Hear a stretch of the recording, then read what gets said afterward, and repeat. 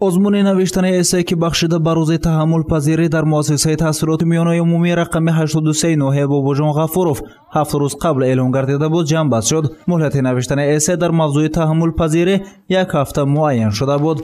غالب جای اول نصیب روبیا بولتای و خواننده صنف 8 همین مؤسسه، جای دوم نصیب الیوربک دوسماتو و جای سوم نصیب دیورخان میرزوی و خواننده صنف 7 گردید. با غالبان گوشمونک‌های بسیم، پاور بانک و فلشگاه سپریده شد.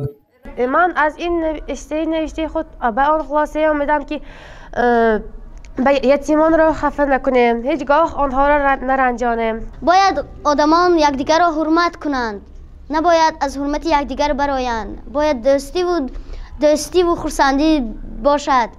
باید گفت که یک هفته قبل در موضوع تحمل پذیری در مؤسسه تحصیلات میانه عمومی رقم 83 سمینار آموزشی گذرانیده شده بود. مقصد از گذراندن سمینار آموزشی این تربیت درست جوانان در رویه وطن دوستی، احترام همدیگر و برابری در جامعه می باشد. گزارش سید مختار سید انور، نسیم جان رحیموف برای برنامه اطلاعاتی خبر.